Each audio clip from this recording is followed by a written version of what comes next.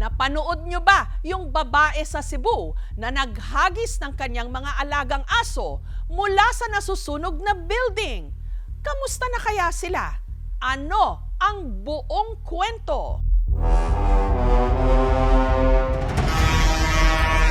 Nabalot ng napakaitim na usok ang barangay na ito sa Mandaue City, Cebu, Miyerkules ng umaga. Tumbay na oh. Nasusunog kasi ang gusaling ito na imbakan pa man din daw ng styrofoam. Ang nature ng occupancy niya, ma'am, is industrial. Kalahati doon ay office, showroom. Ang apoy, mabilis na kumalat. Nag-raise ng second alarm. Yung mga tao, lumabas naman sila lahat. Pero laking gulat nila nung nalamang may isa pa palang naiwang babae sa third floor ng gusali. Kani magumbayhan na, ma'am, is relative ni sa Tagiya. Dito siya nag-stay sa third floor. Ilang sandali pa, muli siyang dumungaw at may pilit na isinisenyas. Gusto muna pala niyang maisalba ang kanyang dalawang aso na kasama niyang natrap sa nasusunog na building.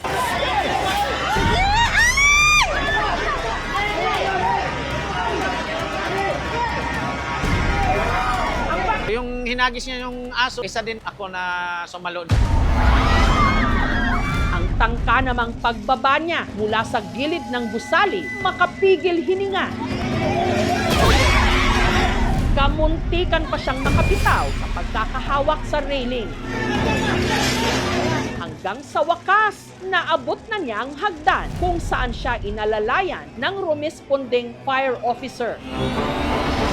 Pagdating niya sa ibaba, parang na-trauma siya.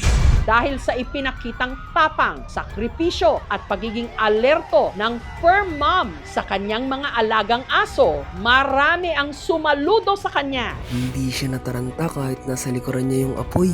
Best fur mom ever! Pero kamusta na ba siya at ang kanyang mga itinuturing na anak matapos ang insidente?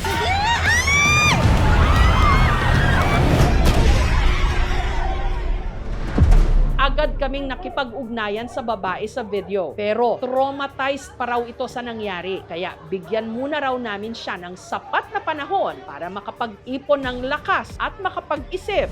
At nito lang Biyernes, 2 araw matapos ang sunog, handa na raw niyang ikwento ang kanilang pinagdaanan.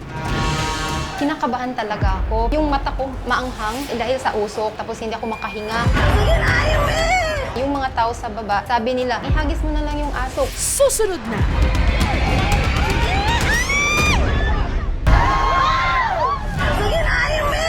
Agad kaming nakipag-ugnayan sa babae sa video. At nito lang Biyernes, 2 araw matapos ang sunog, handa na raw niyang ikwento ang kanilang pinagdaanan. Siya ang itinuturing ngayong bayani ng maraming fur parents, si Aimee Lee. Ito lang po ang injury ko po sa may paa. Pagaling naman siya. Sa third floor daw ng building, nakatira si Aimee. Dahil OFW ang kanyang mister, ang kasama niya lang daw na nakatira roon, ang 2 niyang mga alagang aso. Yung first na aso ko po, which is yung kinoconsider naman na first baby po namin, is si Mia. 3 years old na siya. After 1 year, kumuha ako ng another one kasi kawawa naman. Yung isa naman, si Kayen, siya lalaki, 2 years old. Si Mia, she's nonchalant. Mas silosa siya, pero in terms yung mga laro-laro, ayaw niya. Si Kayen naman, siya yung opposite, very clingy na dog. Siya yung mas close sa akin. Kinakausap ko rin naman sila. Parang bata na pag sinasabihan mo, nakikinig.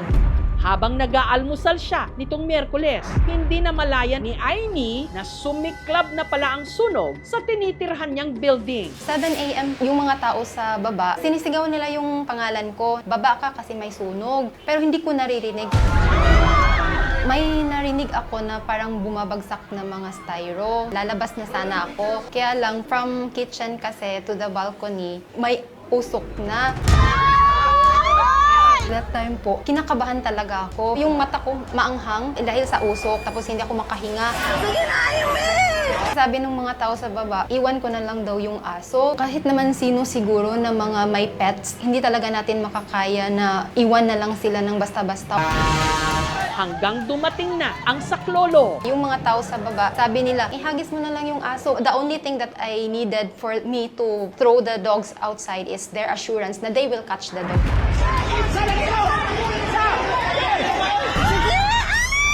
Hinagis ko si Kayen first. Na-catch nila, tapos si Mia naman hinagis ko rin. Noon, safe na sila. That's the time na nag-decide na ako na bababa na talaga ako.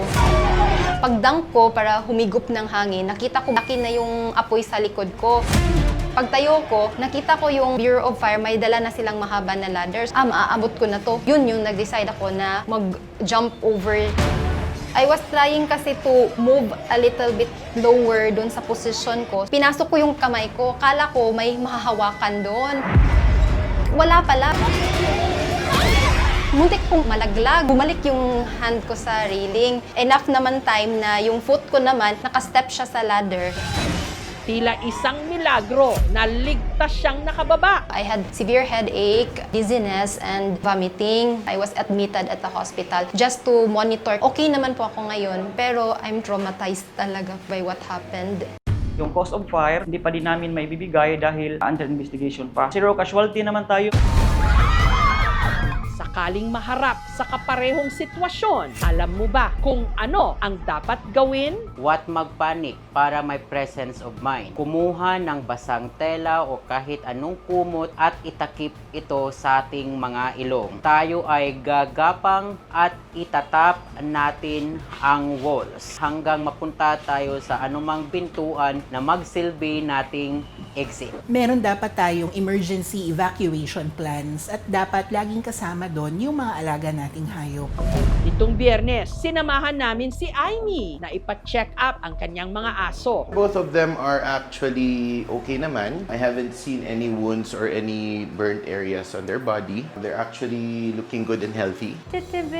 Ang hindi alam ni Aimee, may nakahanda sa kanyang sorpresa. May nagpaabot kasi ng tulong para sa kanya at sa kanyang fur babies. Saludo kami sa iyo. Thank you so And much. your composure, yung presence of mind mo nung nangyari yun. She is a very great inspiration to, sa lahat ng fur parents. This is considered a second life for me po talaga. Napapasalamat po ako sa buong may kapal po natin. Kung hindi po sa kanya, walang miracle na mangyayari. Pag meron naman tayong sariling anak, di ba, unahin naman natin yung kapakanan nila. Yun yung ginagawa sa mga fur babies ko. It's our responsibility as fur parents naman.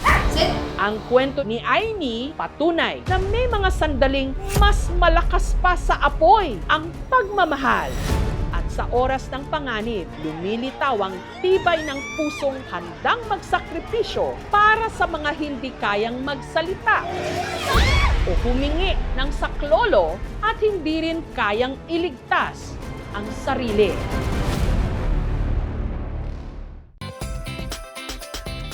Gusto nyong magregalo pero kapos ang budget? Ituturo namin sa inyo kung saan kayo makakabili ng murang-murang mga tsokolate at mga laruan na nabibili por kilo. Tinitimbang mo ba kung pasok sa budget mo sa regalo ang para sa iyong mga anak at inaanak? Pwes, takbo na sa warehouse na ito sa Cabuyao City sa Laguna. Ang mga laruan kasing ibinibenta rito, hindi mabigat sa bulsa. Bukod kasi sa bagsak presyo, ibinibenta pa ng por kilo.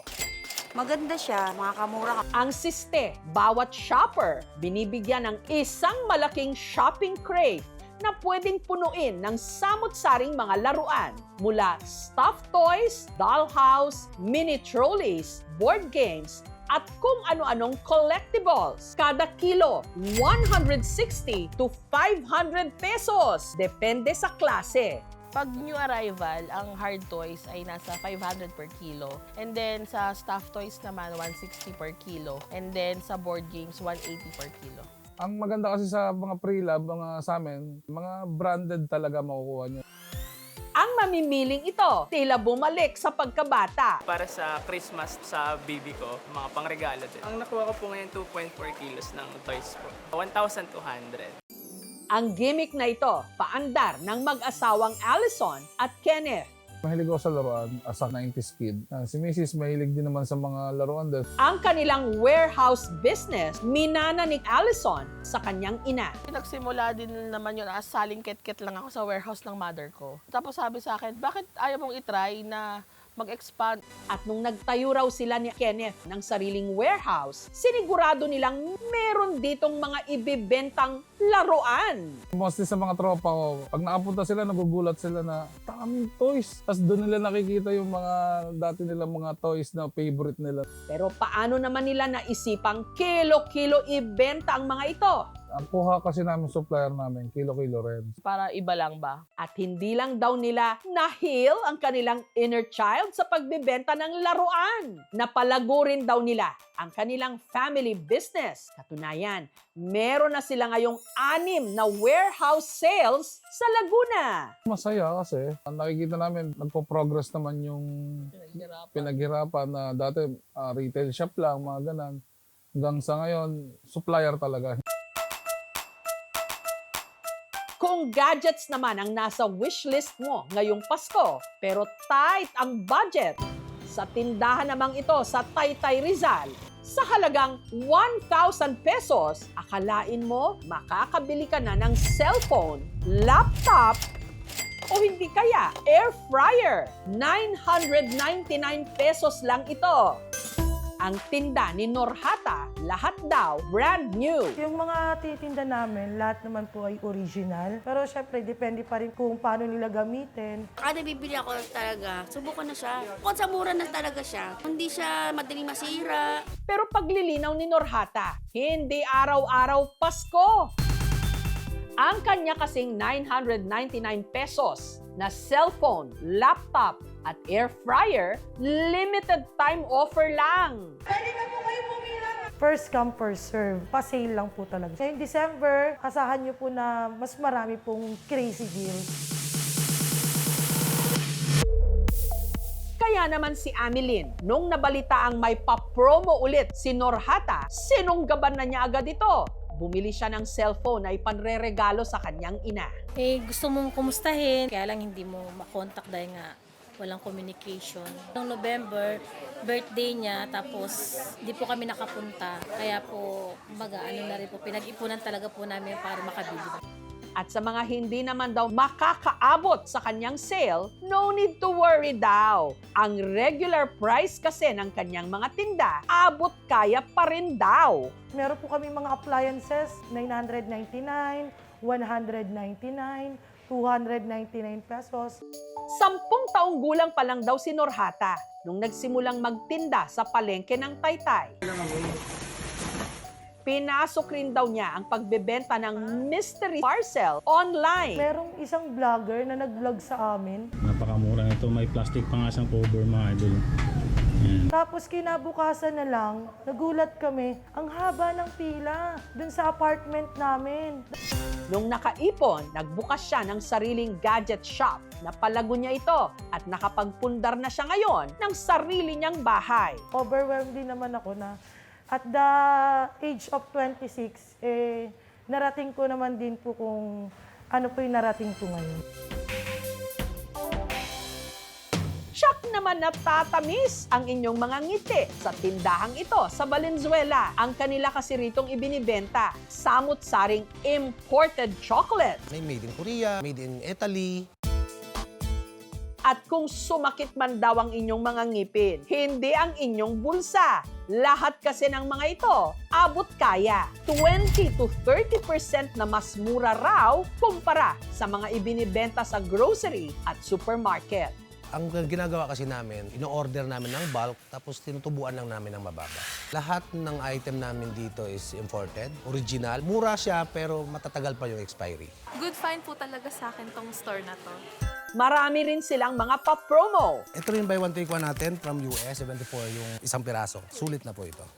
Ang madalas daw mamakyaw ng kanilang mga tsokolate, mga reseller. Actually, yung mga customer namin dito talaga yung mga may maliliit na negosyo. Papatungan nila ng same as na binigay namin na presyo na discount. Pero si Trixie, ang mga pinamiling chocolate, kanya raw ipanreregalo sa kanilang Christmas party. Since this year na-promote ako, ito yung treat ko sa kanila this season. Mas mura siya compared sa mga leading supermarkets. Nakagastos ako ng 2,700 pero worth it naman. Nakamura ako kasi marami na siya, 83 loot bags. Usually, umuwi ako, may mga dala-dala ako na pasalubong na binili ko from the States. But then, bukod sa bulky, mabigat, hindi na ako makapagdala ng sarili kong gamit. Actually, there's more here, cheaper. Ikaw, ano ang inyong Christmas shopping hacks? Huwag nang i-gatekeep yan. Pabulong naman para lahat makapamahagi ng aginaldo. At pare-parehong merry ang ating Pasko! Legal para sa mga kapatid nating Muslim na lalaki na magkaroon ng mahigit sa isang asawa na kung tawagin, duwaya. Hiyawan ang maririnig nung pumasok sa venue ang tatlong ito. Ang dalawang babae na parehong nakasuot ng magarbong puting gown, parehong ikakasal sa iisang lalaki. Pinahihintulutan ito ng kanilang relihiyon at tradisyon. Pero pare-pareho rin bang ito ang ibinubulong kaya ng kanilang mga puso? Ang mga bagong kasal, tiga Matalam, Cotabato sa Mindanao, nag-isang dibdib alinsunod sa tradisyon ng Islam. Ang groom, ang 21 anyos na si Abdul, hindi niya tunay na pangalan, habang ang kanyang mga bride, sina Fatima at Samina, hindi nila mga tunay na pangalan. Ang tawag sa seremonya ng kanilang kasal, kung saan tila naghati sa iisang groom ang dalawang bride, duwaya. Ito yung pinahihintulutan ng Islam na magkaroon ng higit sa isang asawa, ang isang Muslim na lalaki, provided po that yung husband can deal with equal companionship and just treatment doon sa kanyang mga asawa. Sa kasalukuyan, sina Fatima at Samina nakatira pa muna sa kani-kanilang mga tahanan. Kapag desisyon po ako na mag-schedule na lang po sa kanila, tag 3 days po sa kanilang dalawa. Itong Huwebes, nakaschedule si Fatima na matulog sa bahay ni Abdul, ang bagong kasal, sinimula ng araw sa paglilinis ng bahay. Sunod na niluto ni Fatima ang mga pinamalengke ng kanyang mister. Ako po yung nagabili ng mga ricados. Sila na po yung bahala magluto. Marunong po siya sa gawaing pangkalahatan po. Mahalaga po. Pagkatapos man ng halian, gumayak na si Abdul para bisitahin naman ang isa pa niyang misis, si Samina.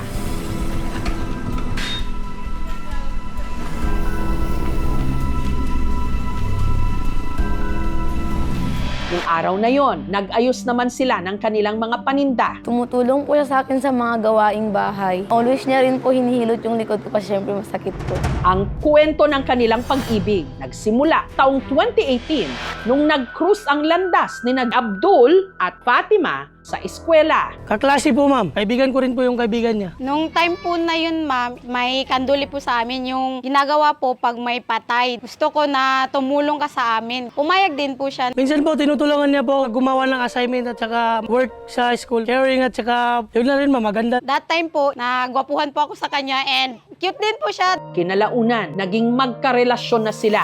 Pero makalipas ang 2 taon, nag-break po kami noong 2020. Dahil po sa kadahilan ng babaero din. Nag-send po ng picture yung girl. Nalaman ko po na pumunta po siya doon sa ex niya. Yun po, hiwalayan ko na lang po siya. Hindi naman po nagtagal sa akin yun. Kasi po, mas mahal ko pa rin po si Sabi ko, ligawan mo muna yung pamilya ko. Ginawa niya rin po yung sinabi ko. After nun, sinagot ko na rin po siya. Parang buo po yung araw ko po pag nakikita ko po siya. After nun po, hindi na po kami naghiwalay. Nangako po ako sa kanya na hindi ko na po siya lulukuhin ulit.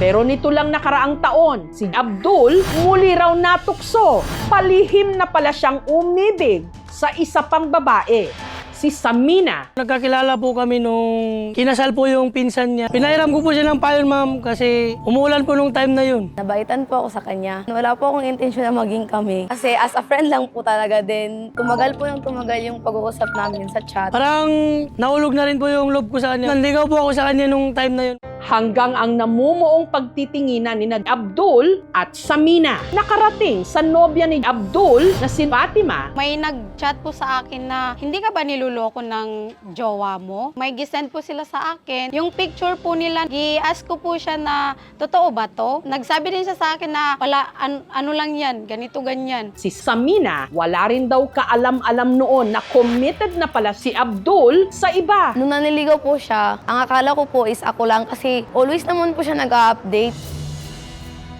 Nung nalaman ko na may iba siyang jowa, nakipaghiwalay na ako. Nakonsensya rin po ako. Nanloko po ako ng isang tao. Dalawa pala, ma'am. Ngunit ang kanilang love triangle mas lalong naging komplikado nang si Samina may ipinagtapat. Noong October po, nalaman ko po na buntis ako. Kinausap ko po siya kung anong gagawin namin. Nabigla lang ako, tsaka kinabahan, ma'am. Nagsisisi po. Kasi po nag-aaral pa po ako. Hindi ko rin po alam ang gagawin ko kasi wala pa akong isip about sa pag-aasawa. In Islam po kasi, if buntis po yung babae, kailangan po talagang pakasalan para maging halal po yung baby. Yung pagpapakasal after committing zina or yung sexual intercourse prior to valid marriage, hindi po ito obligado doon sa dalawang nagkasala. Ang penalized po sa Sharia ay yung pagkukomit nila ng zina. Kasi hindi po pwede sa amin ang pakikipagtalik sa ibang tao or sa ibang opposite sex nang wala pang valid marriage. Kailangan muna nilang mag-repent, pinahihintulutan ng batas na magpakasal sila on their free will during the pregnancy para maging lehitimong anak yung bata. Nung nalaman ko po yun, ma'am, masakit. Sabi ko, bakit ganito? Bakit sa iba? Bakit hindi sa akin? Dapat ako yun. Alam na po yan na mahal ko po yan siya, ma'am. Hindi ko siya kaya mawala, ma'am. Ayaw ko po talaga na magduwaya po. Mahirap po talaga pag may duwaya ka. Kasi po, nahati po talaga yung oras nung lalaki sa ibang babae.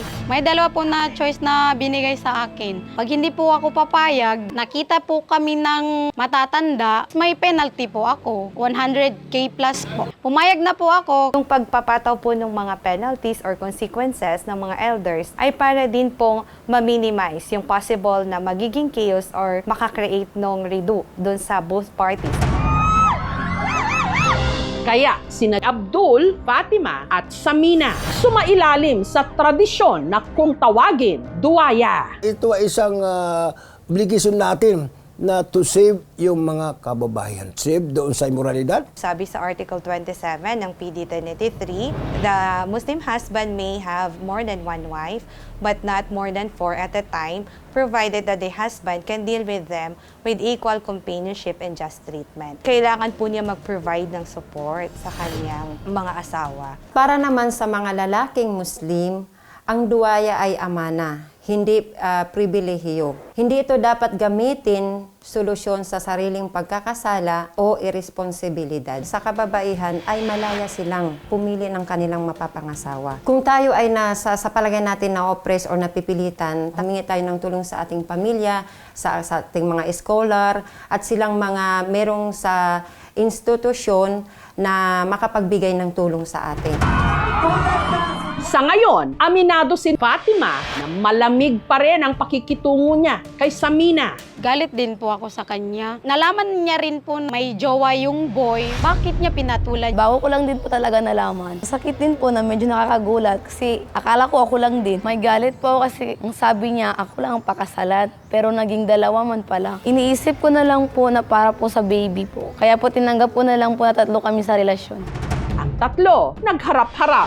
Sana wag mo nang ulitin yung mga ginawa mo at sana matuto ka rin sa mga ginawa mo. First of all, tinago mo yan sa atin, pare. When I stalked the girl, I saw the pictures. Then sana, please, maging fair ka sa mga asawa mo. Huwag ka lang dumagdag. Hindi ko masasabi na agad-agad na mapapatawad po. Pero darating din po yung araw na mabago din po yung isip ko na baka mapatawad din kita. Pero hindi pa sa ngayon. Sorry kung nagawa namin ito lahat. Sana mapatawad mo kaming dalawa. Alagaan mo yung baby nyo ng maayos at maging mabuti kang ina. Humihingi ako ng tawad sa inyo. Hanggang dito na lang to, hindi na to mauulit. Natuto na rin po ako sa pagkakamali ko at hanggang doon na lang talaga yun. Sana magkasundo kayong dalawa. Kasi ito, kasi pag-asa tranquility part, no? Yung dapat nandun ng peace of mind. Una po ay mapanatili po yun, ay may bigyan mo yung sursena sa babae. Pangalawa, yung pag-uusap. Pangatlo, strong fit. Pinag-iisa sila ng tradisyon. Sana sa pag-usad ng panahon, pare-pareho ring katapatan ang ititibok ng kanilang mga puso.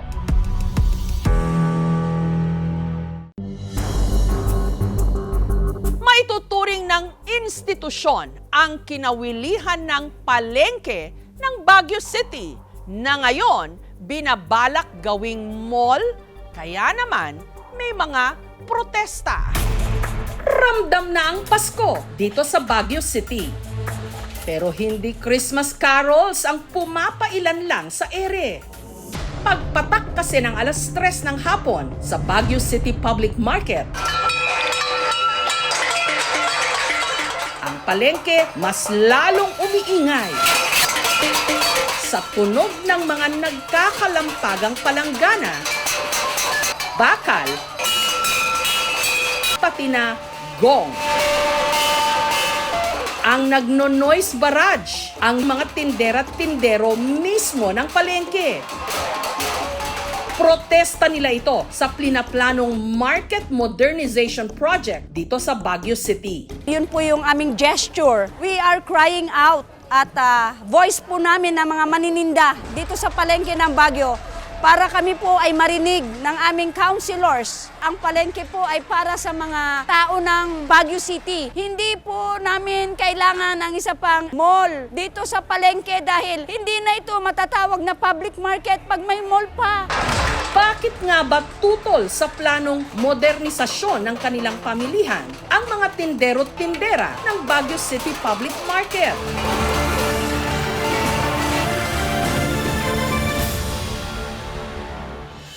Sa loob ng mahigit 1 siglo, naging iconic landmark na o institusyon pang maituturing ng Baguio ang palengke. Hindi nga raw kompleto ang bakasyon sa Baguio kung hindi ka makakapamili rito. Bagsakan ng napakaraming mga produkto mula sa Cordilleras. Convenient to sa mga mamimili po kasi mas mura siya at malapit po siya sa mga tourist spot. Pero para sa mga vendor gaya ni Aling Perpetua, ang Baguio City Public Market hindi lang lugar kung saan sila naghahanap buhay. Sa palengking ito rin, umiikot ang kanilang buong buhay. Dito na po ako halos lumaki din. Awa ng Diyos, sapat pa rin naman para kami maka-survive. Hanggang nabalitaan nila ang engrandeng plano ng lungsod para sa kanilang palengke. Bukod sa mas magiging bago, bali-balitang patatayuan din daw ito ng mall at parking area na solusyon sa lumalalang traffic sa Baguio City. Pero sa halip na matuwa si Aling Perpetua, nangangamba. Baka ito raw kasi ang maging mitya para mawala ang kanilang kabuhayan. Hindi lang daw sila mapipilitang tumigil sa trabaho kapag nagsimula na ang renovation. Mas tataas din daw sigurado ang magiging upa o renta nila ng pwesto. Ang ikinatatakot pa nila, baka hindi na raw nila ito kayang bayaran. Nakakaramdam kami ng takot, paghihinayang, awa sa sarili. Kasi nga wala na kaming uurungan talaga eh. Ito na lang. So, umaasa kami na sana naman may mga tao, may mga opisyal tayo na isinaalang-alang yung mga kalagayan ng mga kagaya namin. Ganito rin ang ikinababahala ng 75 anyos na si Lola Catalina. Ang pagtitinda na lang daw kasi sa palengke ang inaasahan niya, lalo't mag-isa na lang niyang binubuhay ang kanyang sarili. Sinasabi ng mga tao, malaki daw ang renta, mayaman lang daw ang magtitinda. Kung pwede lang, huwag niyo naman akong tanggalin para meron akong pabili ng pagkain, magtitinda ko dito. Sabi ko, Kung ako lang, kaya naming iwanan itong palengke kasi meron na rin kaming na-invest. Ang pananaw ko is, hindi yung para sa sarili ko. Kung mawawala ang public market, how about the next generation? Ang Ang modernization o planong pagpapaganda sa Baguio City Public Market kabilang sa 10-point agenda ni Mayor Benjamin Magalong nung tumakbo siya sa pagka-mayor taong 2019. Sa parehong taon, matapos ang ilang public consultation, inaprubahan ng City Council ng Baguio ang Conceptual Master Development Plan para sa proyekto. Kaya naman si Sunny, na 3 dekada ng vendor at leader din ng market section, sang-ayon sa plano ng kanilang mayor. Bago pa hindi nagka-pandemic, may prinupos na ang city na ma-develop itong palengke. At kami naman ay nakonsulta noon, nagawa-gawa pa ng plano. Pero taong 2020, inanunsyo ni Mayor Magalong na ang kanyang market modernization project nakaakit sa ilang retail giant sa bansa at isusulong daw ng lungsod ang tinatawag na PPP o Public-Private Partnership Joint Venture. Isa raw sa nagpakita ng interes ang SM Prime Holdings Incorporated na nagsumite ng 4.5 billion peso proposal sa pamunuan ni Mayor Magalong.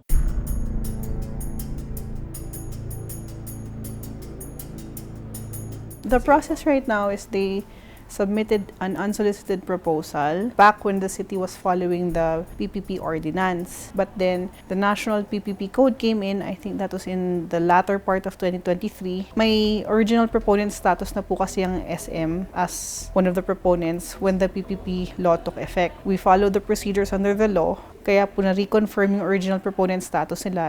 Dahil dito, naalarma ang maraming vendor. Sa pagpasok kasi ng mga pribadong korporasyon, hindi na lang daw basta simpleng modernization ang gagawin sa kanilang palengke, kundi ang tinatawag nilang mollification. Ang dati public spaces, katulad ng pampublikong pamilihan, isa sa ilalim sa renovation para gawing malaking commercial complex o building. Walang fair na competition, pwede nga niyang lamunin eh. Maliban dyan, dahil nga profit yung orientation niya, hirap yung ating mga farmers. Saan na nila ibabagsak yung kanilang produkto? Di magtitinda rin ng mall yung mga paninda sa market. At saka siguradong may pagkataas na yung mga OPA. Malulugi kami kasi baka kunti na lang ang binta. Ayaw namin maging mall tong palengke kasi maraming maapektuhan. Hindi ako, hindi lang sila, buong Baguio. Kasi bukod sa tataas ang bilihin, syempre marami rin kami maapektuhan na mawawalan ng trabaho. Tsaka hindi lahat ng tao is affordable ang presyo ng mall. Malaking kawalan din daw sa kanila kung matuloy ang construction. Ang mga vendor kasi pansamantalang ire-relocate daw sa slaughterhouse habang inaayos ang palengke. Siyempre, maapektuhan directly yung mga vendors. Hindi yun pupuntahan ng mga tao. At saka parang sardinas na, ito, 3 hektarya itong palengke. Ipagsisiksikan mo lang sa isang hektaryang relocation site. Yung ating mga mamimili din, magiging limited ang supply. May hirapan silang pumunta ron. Dagdag pa ni Sunny, para sa kanya, hindi na raw kailangan ng kanilang lungsod ng isa pang mall. Sapat na raw ang mga mall na meron silang ngayon. Katunayan, ang pagpapatayo ng expansion ng mall noong 2012, inulan din noon ng kontrobersya. Maraming puno raw kasi ang pinutol, matuloy lang ang construction nito. Maraming nasirang punong kahoy dyan. Pre-preserve natin yung mga punong kahoy, naputol-putol. Ang pamunuan ng SM naglabas ng pahayag sa issue taong 2012. Nilinaw nilang hindi pinutol, kundi nireplant daw ang mga puno papuntang Luneta Hill. Walang tumututol na i-develop itong palengke para sa lahat naman yan. Kaya lang ang inaano namin, ang siyudad sana ang mismong magpapaganda nito, magpapaayos para naman ang iayos dito, gagawa sila ng parking at saka as in palengke lang ang may tayo sana. Wala nang koneksyon ang mall-mall na may tayo. Ang pangamba ng grupo, minsang sinagot o binigyang linaw ni Mayor Magalong. Totally sinungalingan sinasabi na ng mollification. The public market will be owned, operated by the city. May hindi lang po pagkakaintindihan doon kasi ang paniwala din po ng iba, pag nabigay po sa proponent, sila na po ang magpapatakbo ng market. Hindi po totoo yun. So yung itatayo po na Baguio City Public Market, fully under the management of the city po yun. Sa ngayon, Ang renta po dyan, ang management, lahat ng patakaran, base po yun sa aming market code. Same din po, ang renta, ang spaces, ang rules and regulations, magagaling din po sa city. Kabilang sa isinumiting proposal ni Mayor Magalong ang magiging itsura ng Baguio City Public Market kapag natapos itong sumailalim sa modernization. Magkakaroon ito ng 8 palapag para sa parking area, 3 para sa pinaplanong mall, at 4 na palapag ang para sa palengke. Ang kontrata tatagal ng 50 taon. People of Baguio deserve a better market, a clean market, a highly compliant market. We have already addressed all the concerns. Maayos naman yan at walang kalokohan yan. Walang corruption na nangyari yan. Pero ang mahigit 4,000 vendors ng pamilihan hindi kumbinsido. Kaya para ipahayag ang kanilang pagtutol, araw-araw silang nag-iingay.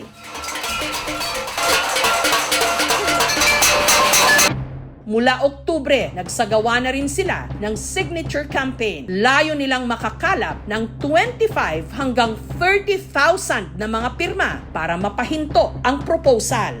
Hindi lang basta signatures yan. Nandun naman yung petition na sinasite namin yung dahilan ng pagtutol. Andun yung 70-30, hindi naman totoong at no cost to the government. Apektado yung heart and soul of the city of Baguio. Yung 50 taon, napakatagal. Hindi lease yan, parang naibigay na o pag-aari na. Kasi 50 years eh. 2 henerasyon na yun. At sinasabi namin, kaya naman ng city na i-develop. Financially po, although meron naman po tayo mga funds available, marami rin pong proyekto ang city bukod sa public market. So meron po tayo mga health centers, barangay halls, satellite markets. Baka po mapabayaan din po yung mga equally important projects like that kung devoted po lahat sa Baguio Public Market. Kasi medyo malaki-laki po ang kailangan ayusin dyan. Gaya po ng drainage at ng sewerage. Kung gusto, may paraan. Kung ayaw, maraming dahilan.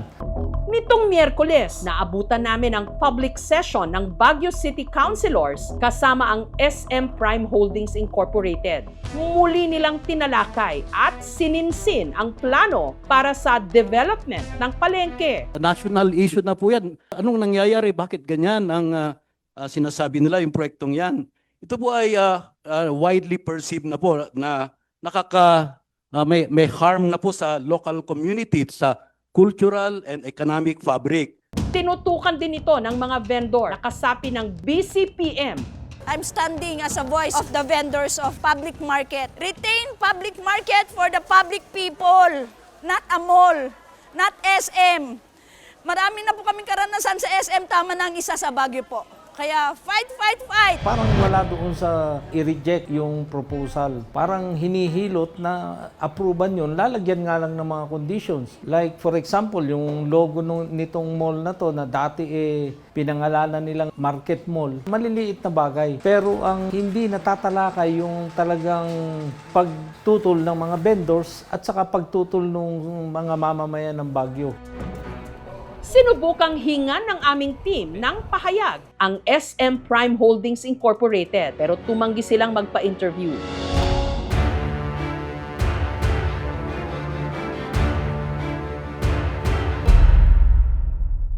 Ulitin ko lang po, hindi po siya magiging mall. Rehabilitated market po siya. So, syempre, kailangan din po natin mag-update po ng infrastructure doon. After po nung nangyari 2 or 3 years ago, yung may nasunog po na isang block, kailangan pong gawing disaster-proof yung infrastructure ng market.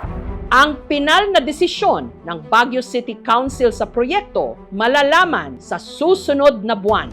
2 klase yung legacy, good at saka bad legacy. Makikita lang natin ang epekto nito after 10, 15, 20 years. Kung hindi naging maganda ang ating desisyon, nag-suffer na sila, baka hindi na natin pwedeng ibalik yan. Ating panawagan sa mga namumuno dyan, sa magdidesisyon, dediretsuhin ko na, i-reject na lang natin yung proposal na yan at tayo na mismo magpaganda at mag-develop. Ongoing pa rin po yung review ng City Council. We have always been transparent and open. We hear all of the criticisms and sentiments. We really do. Hindi naman po namin na-deny ever na marami-rami rin po yung may ayaw sa project. Pero sundan po natin yung process. Kung hindi po siya ma-approve ng City Council, next options.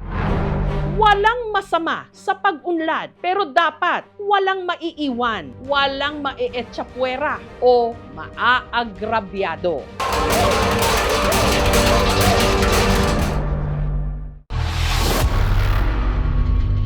Ngayong papalapit na ang Pasko sa Quezon, Bukidnon, meron daw mga kumakatok-katok sa mga bahay-bahay, hindi para mangaroling, kundi manguha ng mga bata.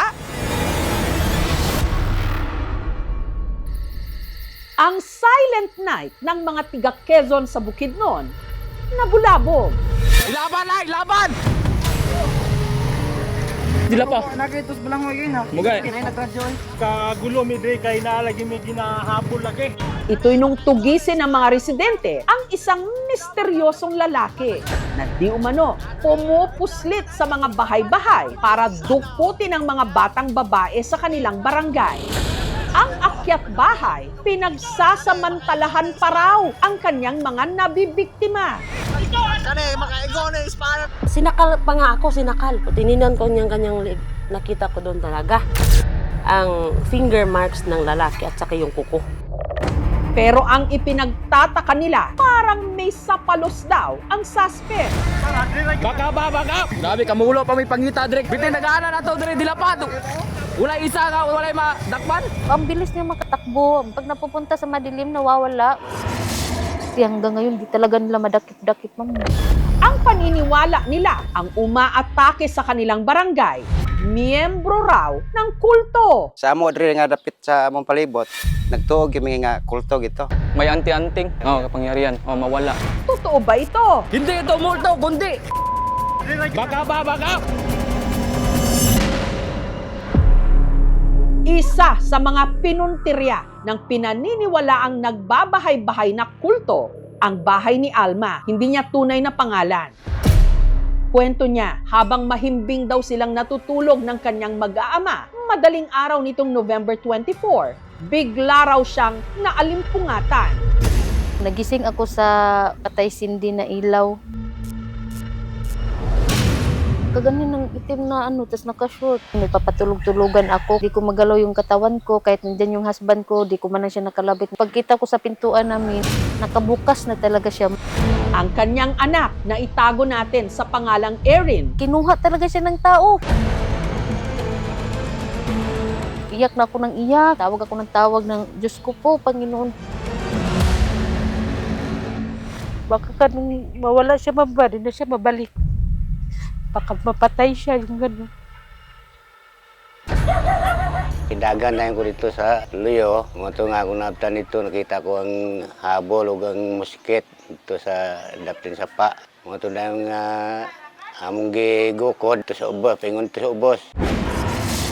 Grabe, kamulo pa may pangita, Drek. Makalipas ang halos kalahating oras na paghahanap, ay narinig siyang mahina lang na boses. Laban na! Laban! Baka ba, baka! nakita rin nila si Erin. Pagkakita namin sa kanya, ma'am, para lang siyang ganyan lang, tulala. Tapos takot na kami. Sabi niya, may kutsilyo daw kasi. Sinabihan siya nung, huwag kang sisigaw, huwag kang malikot, huwag kang gagalaw. Di niya makita yung mukha, natakot siya. Dito po siya dinala. Pinahiga daw po siya dito. Ang nangyari kay Erin, agad nilang inireport sa pulis. Nagpa-blatter dito. Dinala namin sa sa infirmary para i-conduct yung medical examination. Pasuri ng kandon sa doktor, puro negative yun. Hindi nagalaw yung bata.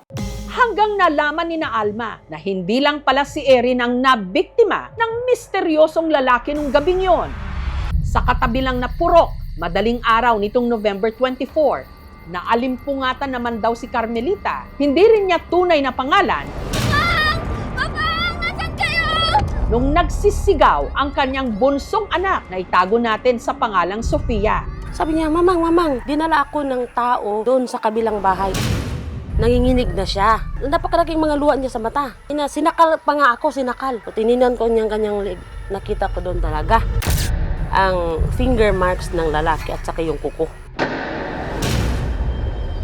Ayon sa kwento ni Sofia, habang siya'y natutulog, bigla raw may bumitbit sa kanya na isang lalaki na hindi nila kilala kung sino. Dinala raw siya nito sa labas ng kanilang bahay. Doon na siya nagising nung nalaglag siya. Doon na nag-commotion. Sa struggle na silang dalawa agad. Nasuntok ni yung ilong niya. Buhat-buhat na niya si dito. Nakikita doon yung kumot ni na pink dito sa parting ito. So, dito na siguro sila nag-commotion kasi sinakal niya hindi makahinga yung bata. Nasuntok ang kanyang ilong. Tumakbo, papalabas. Doon siya dumaan. Ang ikinatatakot ngayon ni na Alma at Carmelita, ang di umano banta raw ng lalaki sa kanilang mga anak. Nabiyan siya na babalik pa daw. Mabalik talaga siya. Maaligid siya, ma'am. Dito siya nag-aabang minsan sa may ilog. Parang gusto niya talagang kunin pa talaga. Ano ko. Feel kasi namin, ma'am, yung kinukuha nila yung mga ganyang edad. Dahil dito, ang pamunuan ng Barangay Delapa nag-deploy ng mga tanod para rumonda tuwing gabi. Gusto namin yun na padakip talaga kasi perwisyo yan sa amin eh. Nagbabantay sila hanggang madaling araw. Baka maulit kung hindi talaga kami madubli ingat. Ilaban na! Ilaban! Hanggang nitong December 2. Dila pa. Mugay. Muli raw naispata ng misteryosong lalaki. Nakita ng nanay niya na may tao sa gilid. Sumigaw siya. Tapos kaming lahat ng mga banday bayan, hinabol po namin. Baka ba, baka! Hanggang nagkahabulan na. Kagulo mi Dre, kay nalagi mi ginahabol lagi. Grabe, kamulo pa may pangita Dre. Anino lang po, maliit lang. Ganito lang. Lighter lang yung pang-ilaw niya. Nagtago sa damuhan. Pinalabutan po namin. Ilaban na! Ilaban! Bitin nag-aanan na ito, dilapan! Pag flashlight po namin, biglang nawala. Bitin nag-aanan na ito, dilapan! Wala isa ka, wala madakpan? Hanggang nakabuo sila ng espekulasyon.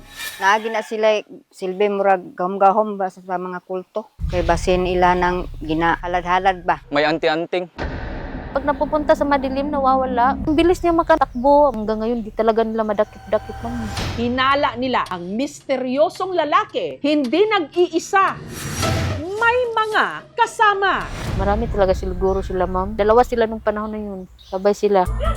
Nitong Huwebes, sinamahan ng aming team ang mga tanod ng Barangay Delapa sa kanilang pagroronda. Si Manakop na to. Kinahanglan nga sila'y mahadlok. Sa ato, no? Kay mga dautan man na ilang tuyo. Sabi nila dito tumakbo yun. Ano yan? Oo, mayroon. Nandun sa unahan. Pero walang naiulat na kakatuwang insidente nung gabing yon. Sa ngayon, ma'am, mayroon na tayong persons of interest. Dalawa, ma'am, kasi po, yun ang tinutukoy ng dalawang bata. Pwedeng masampa na kaso is yung attempted rape in relation to Republic Act 716, yung child abuse. Penalty, parang imprisonment din po na hanggang 20 years. Ang impilan dito sa Quezon is confident talaga na mahuli namin kasi mayroon na tayong lead.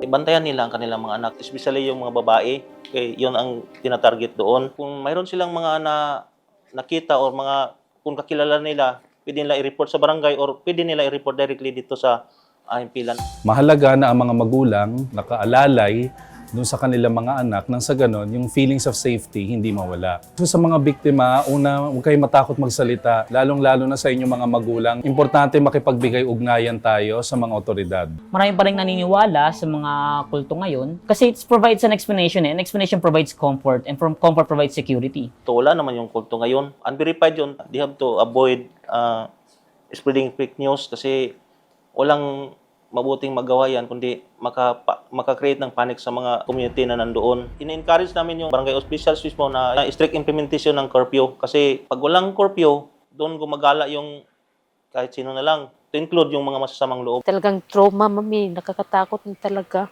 Lagi kami nagdadasal na sana huli na talaga para matahimik na kami dito. Baka saan niya dalhin yung mga bata. Naubos ng takot namin. Galit talaga kami. Lalong-lalo sa nangyari. Kapag papasok siya dito, wala naman kaming baril. Itak lang sa amin. Talagang isusuko namin siya sa mga pulis. Dahil sa sunod-sunod na mga insidente ng masasamang pagtangka sa mga bata, ngayong Pasko tuloy ang kanilang paalala, you better watch out! Hindi ito multo, kundi! Ang pinaka pinakalumang nahanap na pelikulang Pilipino ang Zamboanga na pinagbidahan ni Fernando Poe Sr. Ngayon, meron pang mas luma dyan na nahanap kamakailan lang sa Belgium. Ito ang Diwata ng Karagatan.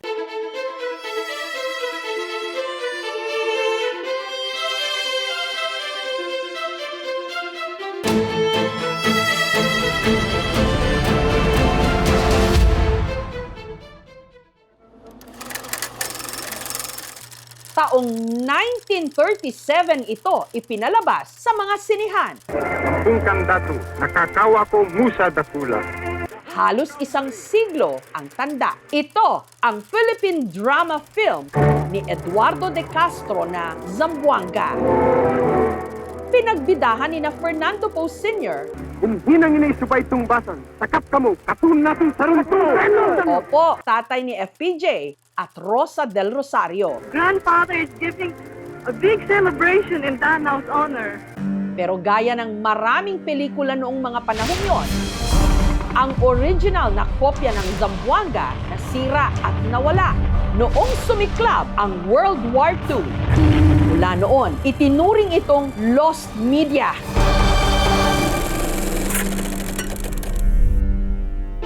Hanggang taong 2004, ang original na kopya ng Zamboanga natagpuan sa Library of Congress ng Amerika ng manunulat, mananaliksik o researcher at propesor na si Nick de Ocampo. Sa loob ng mahigit 2 dekada, ito ang itinuring na oldest surviving pre-war Filipino film hanggang kamakailan lang. Ibinalita rin ni Professor de Ocampo na meron siya ulit na diskubring kopya ng isa pang pelikulang Pilipino na ginawa noon ding 1930s. Isang taon na mas matanda o luma kesa sa Zamboanga. Isa ito sa mga pelikulang produce ng tinaguriang ama ng pelikulang Pilipino, si Jose Nepomuceno, ang Diwata ng Karagatan. This film, the first and the only Filipino picture now showing in Europe. Paano nahanap ni Professor de Ocampo ang kopyang ito? At ano ang maikukwento nito tungkol sa ating napakayamang kultura at kasaysayan? Ang Diwata ng Karagatan, kwento ng pag-ibig. May dalawang magkasintahan, si Jose at saka si Ligaya, in this paradise of an island. Until may dumating na si Wong na tagalabas, napusuan niya ito si Ligaya. Sineduce niya by giving a lot of gifts. Hanggang sa huli, nakuha niya ang gusto niya kay Ligaya. So, hinimatay na si Ligaya, iniwan niya doon sa may bangka. Nakita siya ng kanyang Jose. Tumakbo na siya sa mga villagers, hinabol na nila ang nag-i-escape na si Wong. Hanggang sa nahuli siya later on, nagkabalikan si Ligaya at saka si Jose, and the ending is, we are in a sunset. Classic. Classic talaga. They walk into the sunset. Absolutely. Literally, they walked into the sunset. Ang nagbigay buhay sa karakter ni Ligaya, ang aktres na si Marie Velez. Ang kanya namang leading man, ang binansagang greatest matinee idol of all time, si Rogelio de la Rosa. Nung nagkakaisip na ako, doon ko nalalaman na sikat pala siya, nakakalaglag panty pa. Sabi nga ng mga matatanda. Gusto ko naming malaman, paano nyo nalaman na may ganitong pelikula? I was already in Belgium way back in the 90s. Pumunta ako doon sa Belgian Archive, Cinémathèque Royale de Belgique. Noon pa ako nagtatanong, meron ba kayong any Nepomuceno film or any film from the Philippines? Palagi ang sagot was no, no, no. Nagtanong lang ako doon sa contact ko sa Belgium dahil siya ay marunong mag-French. Finally, nagtanong sila, they were able to really penetrate the so-called the inner sanctum of the archive. Sabi niya, uy, mukhang merong pelikula dito, pero hindi sila sure kung yung hinahanap mo. That's enough for me to buy my own ticket, and you know, it can be very expensive. Nang inilatag na yung pelikula at tumakbo na ang rolyo,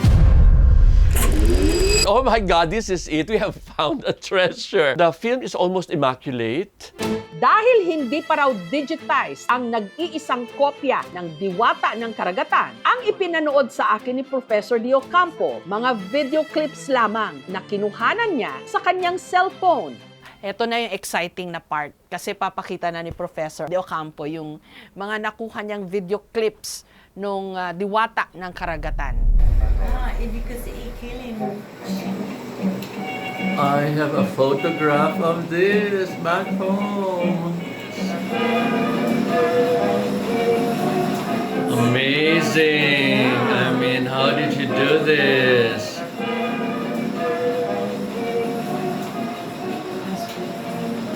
Nakahiga yung screen, kaya all that time nakaganyan ako ng aking cellphone. Pero kahit cellphone na nga siya, ang ganda talaga ng quality. Good quality pa rin, preserve. Nakilala ko kaagad, no, ang isang batang si Rogelio de la Rosa at itong si Mariveles, no, Guwapo, pero oh. very masculine ang dating. Masyadong na-exoticize ang kultura natin nung una. Hindi mo malaman kung Cambodian, Laotian ba yan. But definitely, it's very Hollywood ang fantasy. Parang pang belly dancer. Look at this shot. Wow, nice shot.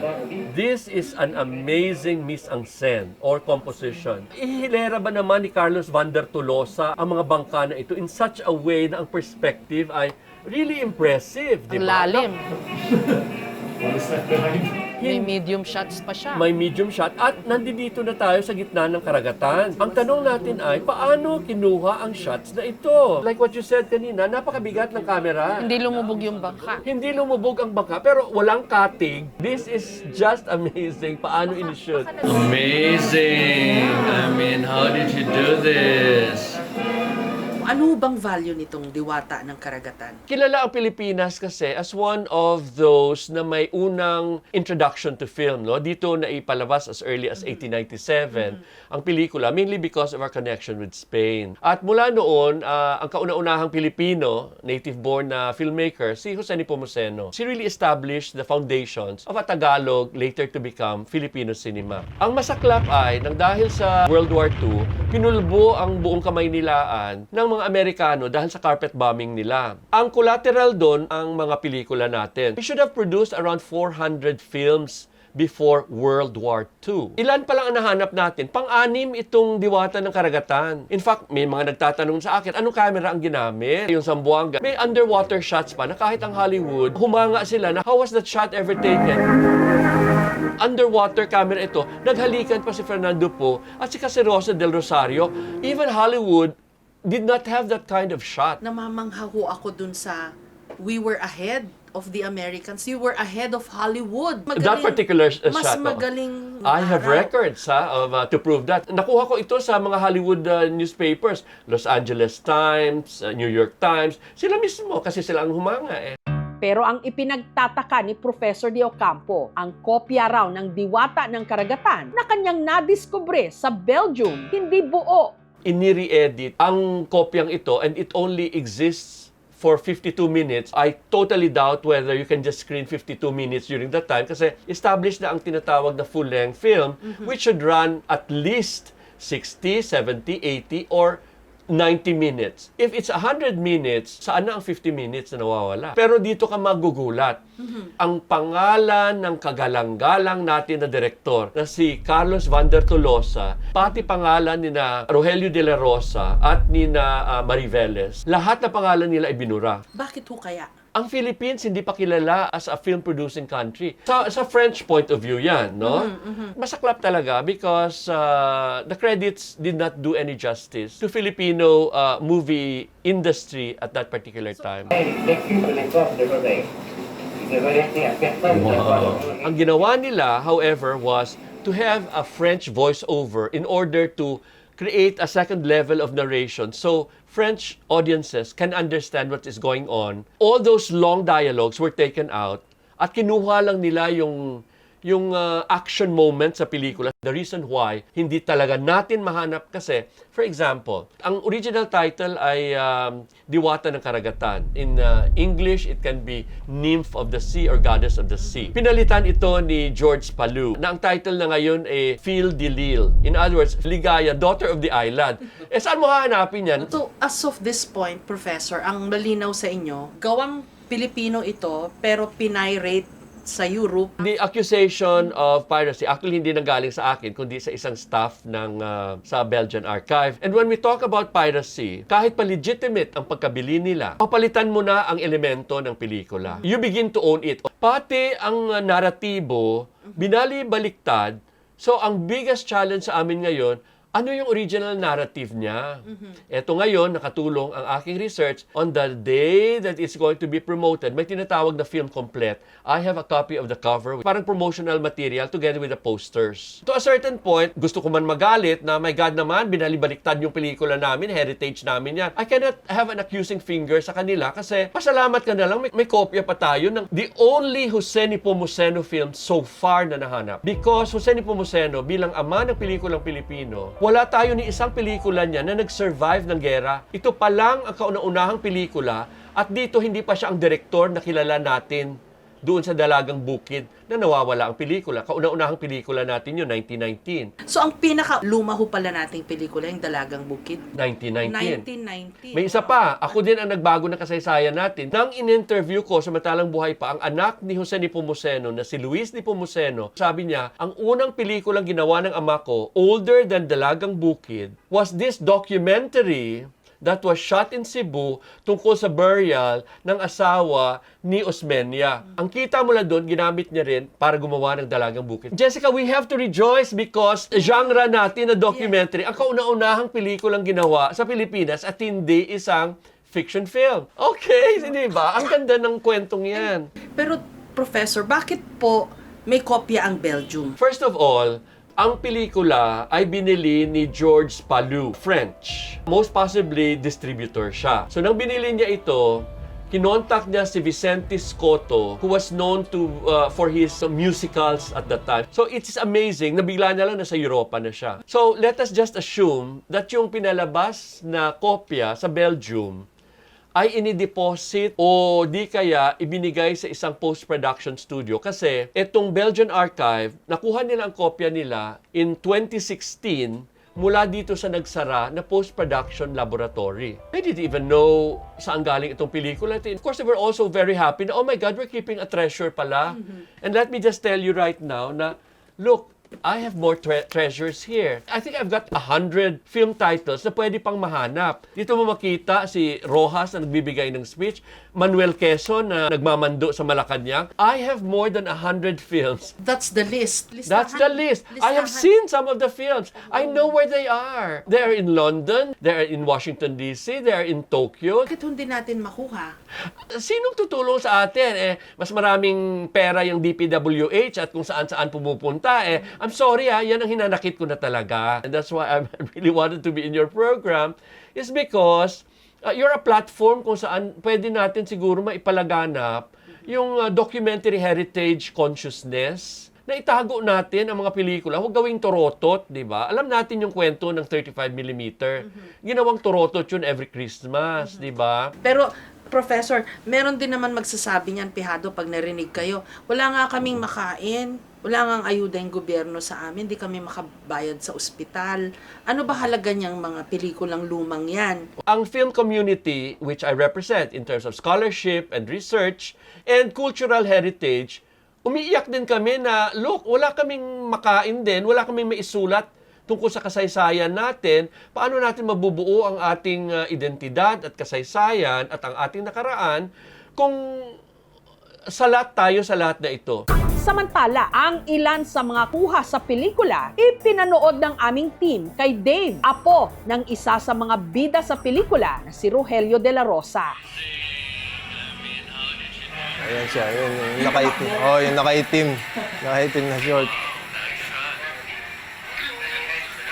Ayan o siya sa harap. Ka-dive niya siya dyan. Proud po syempre dahil family po eh. Sana po i-preserve po natin at saka huwag po sanang mawala. Para po yung mga next generation po makita po nila yung mga dating pelikula na nagagawa po natin. What's the next move? Binuksan ko na ang ideya na dapat ma-restore ito at maibalik sa Pilipinas ng kahit digital copy open naman sila kasi ang napakaganda dito ay public domain ang pelikula. In other words, walang may magmamayari. A contract has just been sent to Philippine Film Archive at during their monthly meeting, mukhang inapprove naman daw ang project to proceed ng Executive Committee ng Film FDCP. In terms of the timeline, kung kailan mare-ready yan, it all depends. Kasi hindi enough na makakuha kami ng print. Kailangan din i-assess ang kondisyon ng pelikula. Hindi ganun kalaki ang budget na binibigay sa film restoration. Alam ba kung magkano budget ang binibigay lamang for film restoration? Good for 2 films for a year. Bakit mahalaga na i-restore natin ang Diwata ng Karagatan at saka mga pre-war movies? Because yan ang kaibuturan ng pagiging Pilipino. Ang pelikula ay isang manifestasyon kung sino tayo noon, ngayon, at kung ano tayo sa kinabukasan. Really addressing our government here na kaunting pagpapahalaga. Being late is still okay kesa sa wala, no? Na may pagpapahalaga na ngayon na isalba ang ating mga kultura.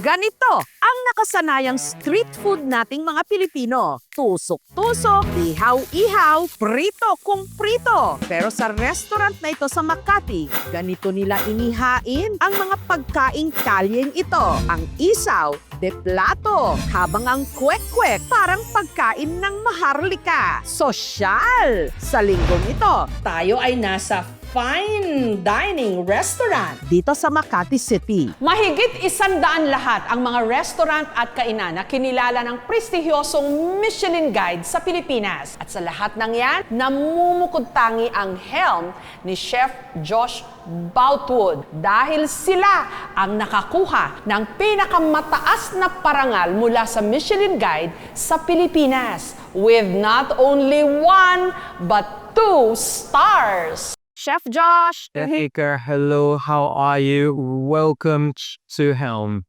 Ang Filipino-British na si Chef Josh Boutwood lumaki sa United Kingdom at sa Espanya. Pero 16 na taon na siya rito sa Pilipinas. Ang husay ni Chef Josh sa pagluluto mukhang nakuha niya sa kanyang mga magulang na meron ding mga restaurant. Now, both my parents are retired. I cook, but I don't cook the way you do. That's for sure. I'm self-taught. Well, technically I am too. I didn't go to culinary college. That's kind of hard to believe, chef. But you are laking kusina. You know what that means? No.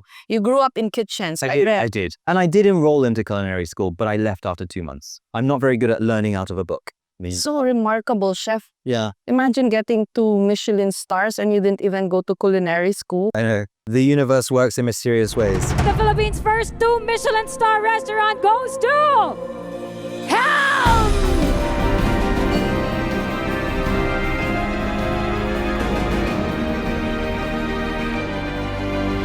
Never once did I expect us to reach 2 stars for the first time. It was never in my wildest dreams. Why do you think you got the 2 stars all at the same time? I think it's because of my sense of humor and my height. No. And your mustache. The mustache, yeah, that was definitely the deciding factor. I think what it is for us, when guests come into Helm, it's all about creating a very personalized experience for them. Ang mga pagkaing isineserve sa Helm, course o multiple meals, inihahain ng grupo ni Chef Josh na planadong-planado at may theme. You know the kwek-kwek? Yeah, we did a street this dish and that the was based around fish ball and the squid ball and the We kikiam. did one that was isao that was done in a vegan style. We did seitan, which is a vital wheat gluten dough. It's vegan. And we shape it in the form of the intestines. Ipinaghanda ako ni Chef Josh ng 3-course meal. Naghain muna siya ng snacks na parang appetizers. Binubuo ng 4 na putahe. Ang una, parang ini-level up na chicharon. This is chicharon, but we make it out of beef tendons. This is another one. It's going to be our nori shell. So this is the nori seaweed that we roast, and we glaze it with a little bit of a bone broth of fish, and then roast it off into these cone shapes. And then we fill it inside with a light miso emulsion, a hamachi that comes from Japan. We lightly cure it, and then we put some fresh wasabi root and this jelly on top. This is made out of kelp seaweed. If you can eat that in one bite. Okay, eat in one bite. Yeah. Cameras, Get ready. Now you'll taste the jelly with everything else. It's Japanese in my mouth. Yes, this is mushroom parfait. So we have a combination of local mushrooms that we have cooked down with vinegar, and then we make it into a puree. I'll just squeeze it. I have some foie gras somewhere inside this restaurant. Here it is. They're very decadent and loads of flavor, richness especially. And this is just simply pan-fried. Foie gras, yung they fatten the duck or the goose para lumaki ko yung atay. This is a pork back fat. This right here is a adobo sauce. Oh. So a traditional Filipino adobo, so vinegar, soy sauce, garlic. We take that and we cure it in salt and black pepper. Kakapiranggot man, ibang klase naman ang lasa at sarap. This is buchi, is savory, and inside we have a combination of lobster and local tiger prawns. Ang ating main course, gawa sa pinakamalambot at pinakamasarap na klase ng karne ng baka. Nagmula pa sa Japan, ang A5 Wagyu. So each side of this is cooked only for 10 seconds, and then we rest it for a minute. And then we repeat that process for up to 2-3. Alam niyo daw kung ano ito? Yung pinagsama-sama pong mga balat, yung mga patapon na parte ng gulay, finerment ho nila and turned it into a paste para pang-alis ng umay. Vegan bagoong. Vegan. Ang sauce, 3 araw lang naman daw pinakuluan.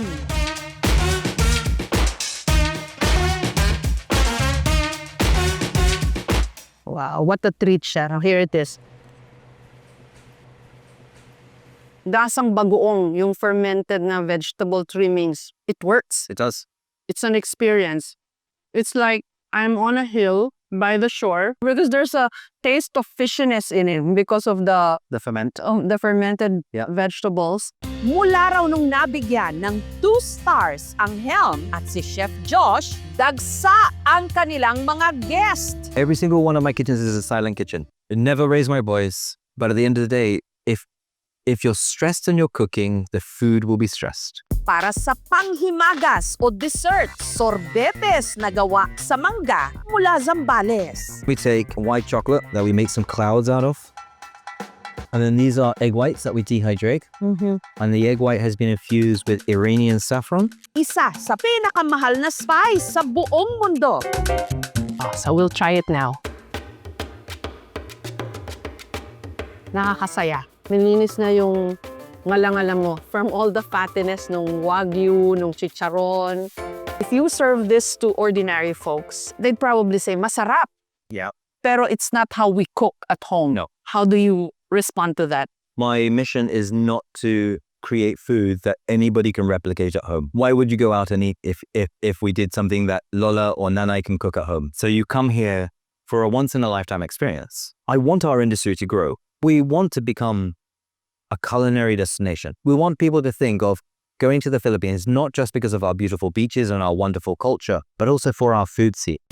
Ang itinatampok dito, ang kakaibang husay at talent ni Chef Josh Boutwood na hindi lang basta naghahain ng naiibang mga putahe, kundi inihahanay din ang Pilipinas. The Philippines' first 2 Michelin star restaurant goes to Helm! Sa iilan pa lang na ginawaran ng 2 stars ng Michelin Guide sa buong mundo. Mabuhay! Nawala ang kilalang jeepney barker sa Silay City sa Negros Occidental na nagngangalang Bigot. Inakalang siya ang bangkay na nakita kamakailan lang, kaya pinaglamayan nila. Yun pala, ibang tao ito. Kaya ang tanong pa rin, nasaan na si Bigot? Ang mga sumasakay ng jeep sa kalsadang ito sa Silay City, Negros Occidental, pamilyar sa boses na ito. Tinig ng kanilang friendly neighborhood barker, si Bigot. Oh, sige. Ito ba? Nakulit yan, pero matulungan niya tao mo. Pero ang pinagmulan ng boses na minsang umalingaw-ngaw sa silay, ang siyang bukang bibig ngayon ng mga taga rito. Nabalitaan na lang kasi nila na si Bigot sumakabilang buhay na matapos di umano itong maaksidente.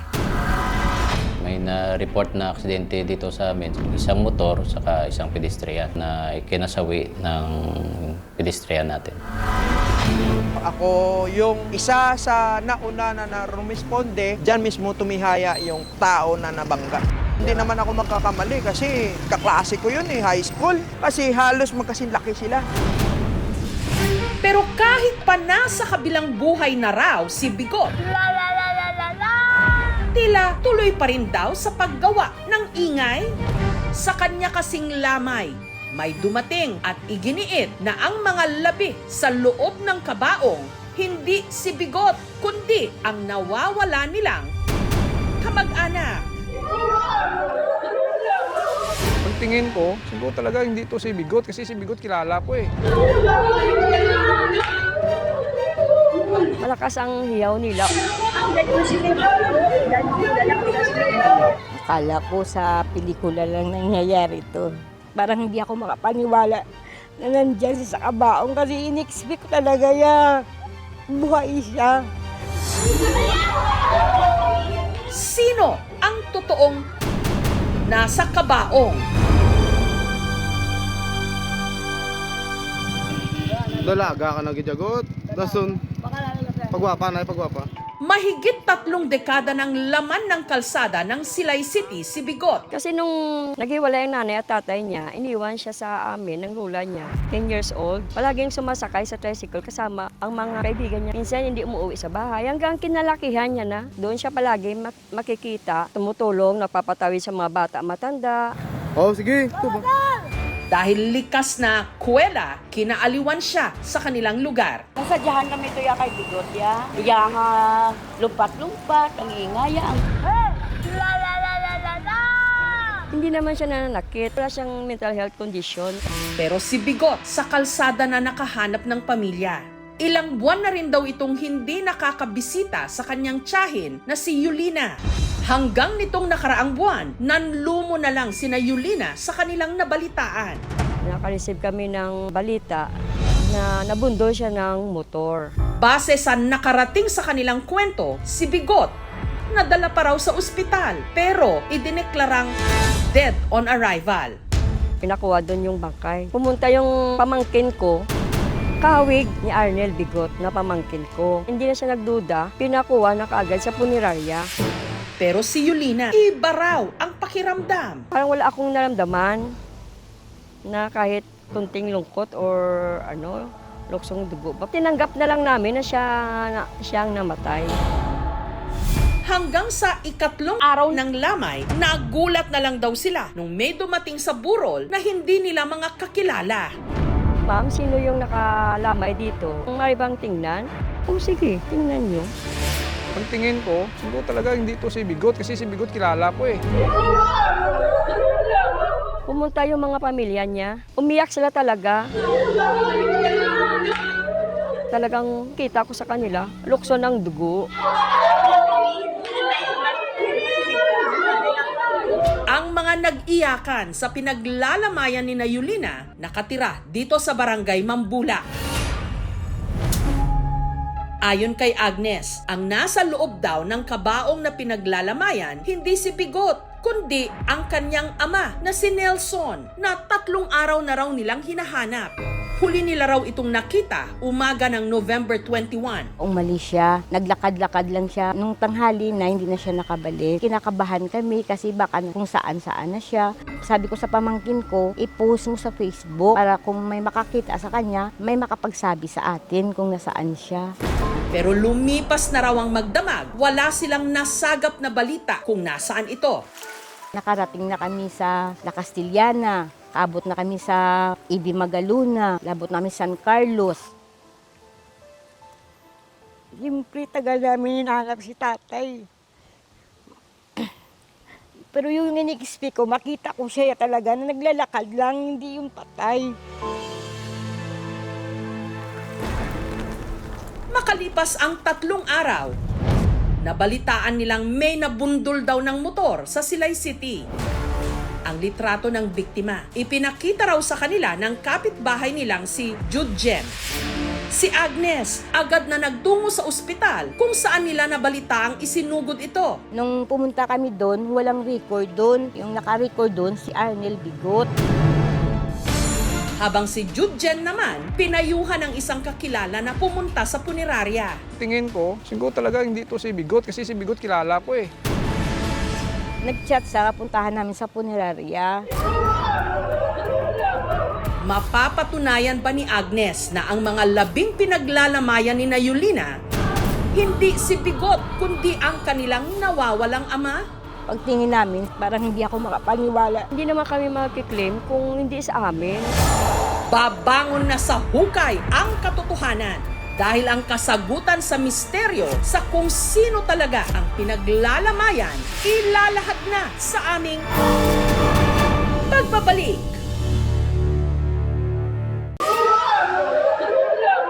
Nagkagulo sa lamay na ito sa Silay City sa Negros Occidental. Ang iginigiit kasi ng mga dumating na bisita, ang pinaglalamayang bangkay, hindi raw ang inaakala ng mga naroon na ang barker ng jeep na si Bigot, kundi ang nawawala nilang ama. Tingin ko, talaga hindi to si Bigot kasi si Bigot kilala ko eh. Ito rin daw ang sentimiento ng embalsamador na si Janito. May pagdududa talaga sa akin. Kilala ko yung sinasabi nilang si Bigot. May edad na kumpara doon sa sinasabi nilang si Bigot. Tapos medyo matangkad yung bangkay na nasagasaan. Nang nag-chat sa puntahan namin sa punerarya, pagtingin namin, si tatay talaga. May nunal dito yung tatay namin, dalawa. Kasi yung jacket na suot niya, tsaka yung damit niya, bigay sa kanya yun ng pamangkin namin. Parang hindi ako makapaniwala na nandyan siya sa kabaong kasi in-expect ko talaga ya. Buhay siya. Tapos nakita namin nandun sa loob, binaglalamayan na siya. May mga identification marks sila na nakita. Tumahimik na lang kami. Hinigan na lang namin. Wala naman kaming dapat isisihan. Minsan talagang gano'n ang buhay. May mistaken identity. Ang sa amin lang naman. Makita lang namin si Bigot. Pinauwi namin sa bahay. Doon namin pinapatuloy ang lamay hanggang sa nailibing siya. Yung nakabangga, nakikipagkita rin sa amin, nakikipag-usap. Bali sagot nila yung yung burol tsaka yung palibig. Una i-consider muna is yung external factors. Kung may mga personal items siya, like yung mga ID, and then yung kanyang mga medical or personal markers. Pwede naman yung fingerprint. Yung pinaka-accurate is yung DNA. Halimbawa, may negligence, pagkukulang sa pagtag, sa pag-verify nung katawan. Usually, mga pulis ito o kaya mga medical personnel na unang humawak. Pwede silang maging administratively liable. So, merong disciplinary sanctions yan. Doon naman sa pamilya, since naniwala naman sila na itong identity nung namatay ay kapamilya talaga nila, hindi natin masasabi na merong malice or bad faith sa part nila. Hindi natin masabi na meron silang liability dito, no? Wala namang may sala yung opisina, ma'am, kasi yung mga relatives na una, ma'am, na lumapit, sila yung una nag-positive na identify sa kay Arnel Bigot. Saka may pinakita silang ID sa amin na medyo tugma naman yung mukha, ma'am. Both parties nagkasundo, wala naman silang habol sa isa't isa. Hindi ko talaga akalain na hindi pala si Bigot. Kasi mismo nga yung pamilya niya eh. Hindi nga nila alam na hindi pala si Bigot yun. Halos kalbo din siya. Si Bigot parati kong kinakalbo kasi nga hairstylist ako. Sa pamilya po, pasensya na kayo. Akala ko sa pelikula lang nangyayari to. Nangyari na yun. Wala na dapat sisiin. Pero kung si Nelson nga ang nasa kabaong, ang tanong pa rin ngayon, nasaan si Bigot? Si Bigot daw ay namamaga ang paa, kaya hindi siya makalakad. Hinahanap namin siya, kaya lang ang leads na yun, haka-haka lang. Nitong Biyernes, sinamahan ng aming team si Yulina para formal nang i-report ang pagkawala ni Bigot. Sana po ay mapapabilis ang paghahanap sa kanya. Some may have seen him just as Barker, pero to some of us, or to many of us, he was an an official street icon. We urge our local Philippine National Police to help Silay City government to locate one missing person. Wala pong problemang mas mababa or wala pong taong mas maliit. Yung buong kapilusyan natin, ma'am, dito sa Silay City, mag-conduct na kami ng investigation, saka mag-coordinate sa ibang mga agency para malocate si Bigot. Wala na raw ibang hiling sina Yulina, kundi ang mahanap si Bigot at makapiling nila ito ngayong Pasko. Arnel Bigot, umuwi ka na. Mahal ka namin. La la la la la la! Karigalo na lang ng Diyos kasi malungkot eh.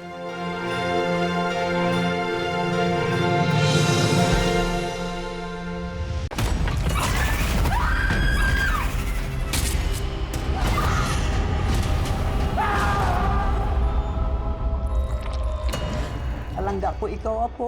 Alangga ko man kaula. Ba't ka nagsiman? Maharap ko to eh. Para kay Lola din. Hindi ko na ho alam, hindi ko naiintindihan kung anong nangyari sa kanya. Makakasiguro kayong gagawin namin ng lahat para sa kanya. Wala ka ba talaga nakita, Abner? Wala ka narinig? May gumagala na berbalang dito sa atin.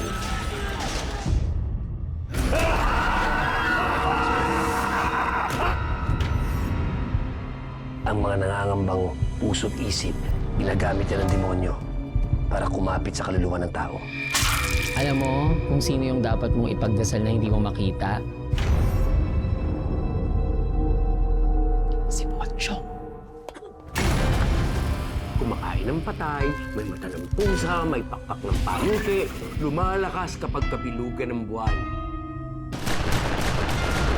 Mag-iingat ka sa mga susunod mo sasabihin. You know about the Pochong?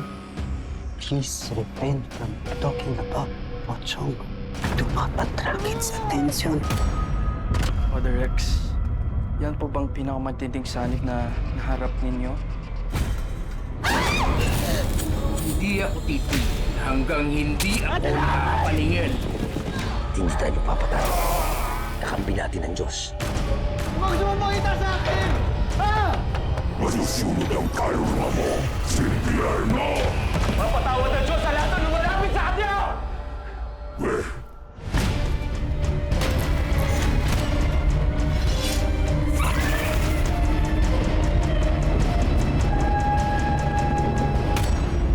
Ito po si Jessica Soho at ito ang Gabi ng Lagim.